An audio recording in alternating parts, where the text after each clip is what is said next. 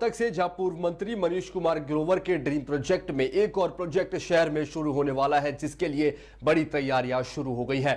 वहीं dream project Ambedkar चौक से लेकर मेडिकल मोड़ और मेडिकल मोड़ से लेकर दिल्ली बाईपास तक शहर को कवर करता हुआ एक फ्लाईओवर है, जिसकी लागत लगभग 700 करोड़ रुपए रखी गई है।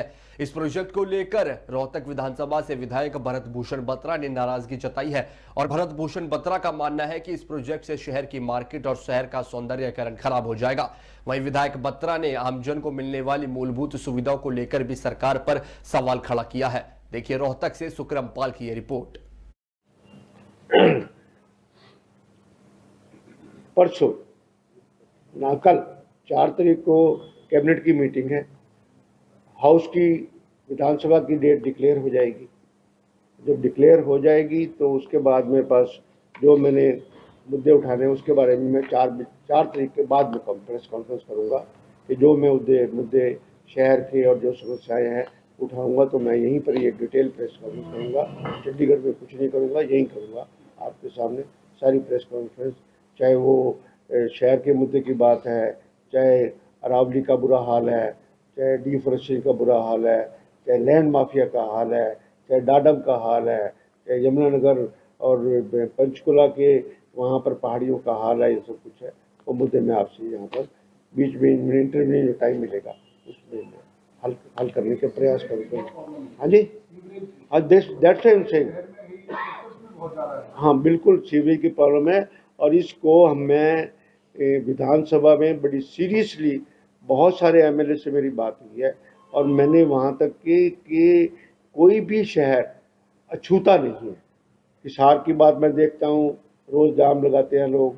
भिवानी में लोगों की बुरी हालत है, रोहतक में बुरी हालत है, पानीपत में बुरी हालत है, अम्बाला में बुरी हालत है, सब जगह बहुत बुरी हालत है। हाँ वही में, हाँ मैं कहता हूँ कि फरीदाबाद गुड़गांव तो फिर भी कुछ बेटर, फरीदाबाद तो बहुत बुरा हाल है।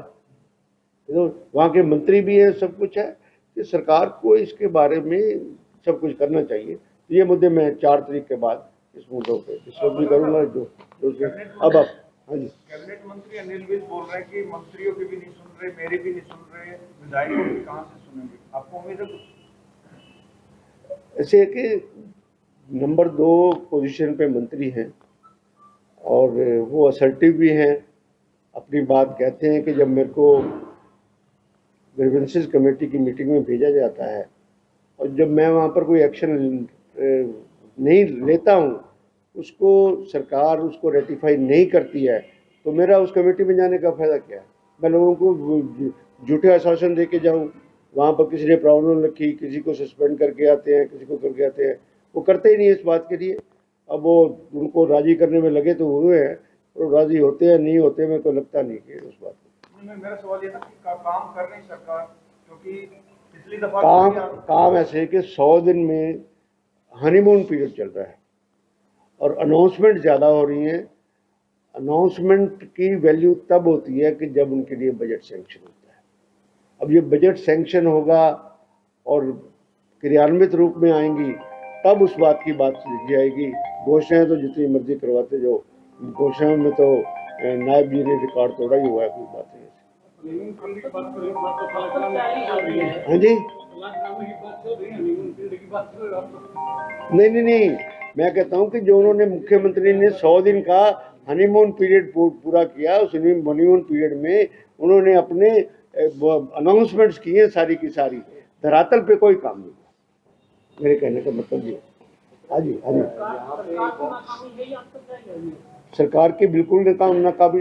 इवेंट मैनेजमेंट की बात है, इवेंट मैनेजमेंट पे इतना पैसे खर्च हो रहे हैं जहाँ पर, और मैं बीज जी कहते हैं कि उड़न खड़ने से उतरता ही नहीं है।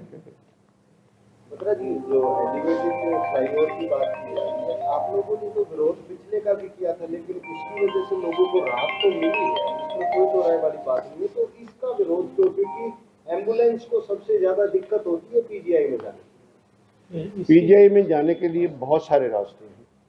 पीजीआई में जाने के लिए आप सीधा का एक मिनट, आप भिवानी से आ रहे हैं, भिवानी से उधर से मुड़ जाइए, जल्दी पहुंच जाओगे आप। सीधा मैं राजीव चौक पे पहुंच के आप पहुंच जाओगे। उस बात के लिए कहाँ पर चले। अब एक फ्लाईओवर तो क्या नाम है इसका, सुखपुरा चौक में बन रहा है, एक शीला बाईपास में बन गया। दिक्कत कहाँ है किस बात के लिए? जरूरी है कि उस एम्बुलेंस ने भी शहर के अंदर से ही जाना है क्या? भाई एम्बुलेंस शुरू है, जब इतनी पेरीफ्री बनाई, इतनी 6 लेन तक पेरीफ्री बनी हुई है और कनेक्टेड है उससे, और इस बात के लिए भी एक प्रपोजल आ रही है, अभी ऑफिंग में है कि एक गेट जो है वो यूनिवर्सिटी गेट पे के उस वो जो रोड है ना दूसरी वाली सर्कल, वहाँ पर गेट यूनिवर्सिटी का बन रहा है। तो हम इस बात को प्रपोजल रखेंगे कि वहाँ से भी एक कनेक्टिविटी दी जाएगी। तो वो तो मनीष ग्रोवर अपना ड्रीम प्रोजेक्ट बता रहे हैं उसको, किसको? तो ये एलिवेटेड यहाँ जाम से मुक्ति दिलाने के लिए मनीष ग्रोवर हाँ जी, जो अब एलिवेटेड नहीं, जो बनेगा वही अब के लिए जो उन्होंने घोषणा की थी कि अम्बेडकर चौक से और दिल्ली शहर का सत्यानाश कराना हो तो ड्रीम प्रोजेक्ट बना लेते। राजीव गांधी चौक से आप कहीं हिसार रोड की तरफ जा सकते हैं, जरूरत ही नहीं है। How you see it is a dream project. मैं 10-10 करोड़ रुपए लेके अपनी दुकान बना रहा हूँ उसके साथ में, और जरूरत कहाँ है? ठीक है, क्राउडी सिटी तो क्राउडी होते ही होते हैं। दिल्ली क्राउडी नहीं है क्या? करोड़वा क्राउडी नहीं है क्या? करोड़ प्लस क्राउडी नहीं है क्या? साउथ ईस्ट क्राउडी नहीं है क्या? वहाँ सब कुछ वही बना देंगे, दुकानों के ऊपर चढ़ा दो फ्लाई ओवर, कोई बात नहीं। लोगों ने कोई कंप्लेंट नहीं की किसी बात के लिए कि यहाँ पर वो, अच्छा ये किस लिए चाहिए? एक सिर्फ पॉइंट मेडिकल कॉलेज का, उसके लिए बहुत सारी एंट्रीज है, बहुत सारे रास्ते हैं। अब तो मेडिकल कॉलेज का गेट भी बिल्कुल चौक के साथ भी आ गया, सुविधा नहीं। और भी इसको कहीं ना कहीं इसके एंट्री पॉइंट देने की कोशिश और भी। प्रोजेक्ट ऐसे हैं, अगर सिरे चढ़ जाए तो शहर को काफी राहत मिलेगी। लाइक फेमस लेवल पार्किंग पर दूरी पड़ी है, हाँ जी, समय गुजर चुका है। उसके अलावा एक तो प्रोजेक्ट और भी नहीं ये कर रहे हैं कि काम शुरू, अखबार में मैंने पढ़ा था कि ये 2.5 एकड़ या 5 एकड़ जो जगह पड़ी है, शोका भी पड़ी है, यहाँ भी पार्किंग बननी चाहिए। सोनीपत रोड का मैं इसलिए कह रहा हूँ कि मैंने ये इशू विधानसभा में उठाना है कि सोनीपत रोड के ऊपर जो जहाँ पर कमिश्नर का मकान होता था, उस मकान में भी इन्होंने, ये पार्षद साथ में बैठे हैं, इन्होंने पास किया हुआ है वहाँ पर कि यहाँ पर पार्किंग बनेगी, और उसका पत्थर भी लगा था। वो पत्थर भी नजर वहाँ आता है नहीं आता, ये तो विधानसभा में पूछेंगे। नहीं, कमी के उससे पहले नेता प्रतिपक्ष बन जाएंगे। हाँ, 101% बन जाएंगे, कोई दिक्कत नहीं। दिल्ली इलेक्शन के बाद अपॉइंटमेंट हो जाएगी। और कोई सवाल हो तो? 26 जनवरी को देखा गया, बड़ा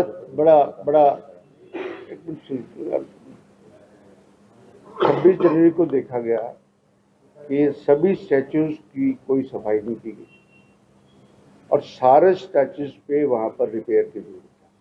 एडमिनिस्ट्रेशन का ऐसा बुरा हाल हमने देखा उस दिन कि चाहे वो नेताजी सुभाष चंद्र की मूर्ति थी, चाहे वो गांधी जी की मूर्ति के ऊपर भी उसका जो है, आप एक आधा फोटो खींच के उसकी एक वो बना सकते हैं, उस बात के लिए कर सकते हैं, उस बात के लिए। और आगे जो स्टैचू है, चौधरी रणबीर सिंह का स्टैचू था, वहाँ भी कोई सफाई नहीं। अम्बेडकर के स्टैचू पे भी सफाई नहीं थी, किसी भी सफाई।